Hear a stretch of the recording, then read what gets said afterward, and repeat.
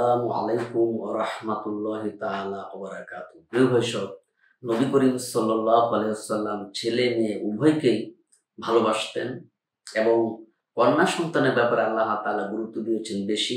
নবী করিম সাল্লাল্লাহু আলাইহি ওয়াসাল্লাম গুরুত্ব দিয়েছেন বেশি। কোরআন হাদিস গুরুত্ব দিয়েছেন বেশি।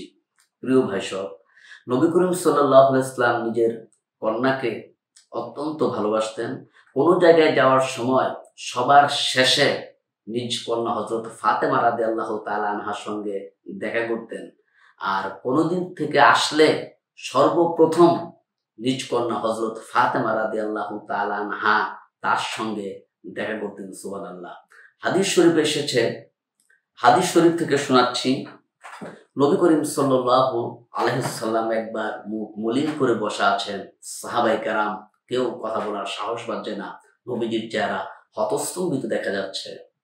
কিছুক্ষণ পর নবীজি হযরত আলী এবং হযরত ফাতেমা রাদিয়াল্লাহু তাআলা আনহার ঘরে গেলেন এবং হাস্যোজ্জ্বল চেহারা অবস্থায় হাসিমুখী মেজাজ নিয়ে ফিরে এলেন।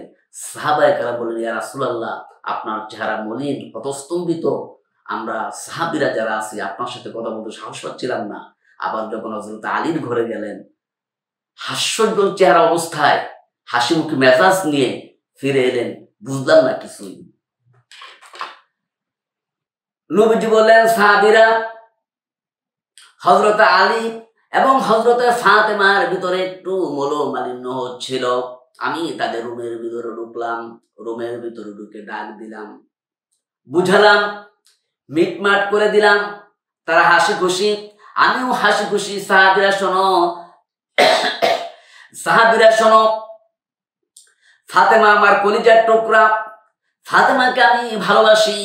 ফাতেমাকে যে কষ্ট দেয় সেজন্য নবীজিকে কষ্ট দিল, ফাতেমাকে যে কষ্ট দেয় সেজন্য আমাকে কষ্ট দিল। সুবহানাল্লাহ।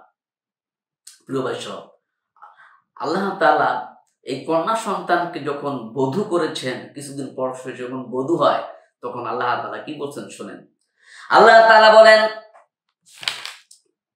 আল্লাহর অসংখ্য নিদর্শনের মধ্যে এটাও নিদর্শন যে তিনি তোমাদের থেকে তোমাদের জোড়া, তোমাদের স্ত্রীদেরকে সৃষ্টি করেছেন এজন্য লিতাসকুনু ইলাইহা, যাতে করে তাদের কাছে তোমরা তোমাদের মনের প্রশান্তি খুঁজে পাও আর তোমাদের উভয়ের মধ্যে আমি ভালোবাসা আর করুণা সহৃদয়তা সৃষ্টি করি। সুবহানাল্লাহ।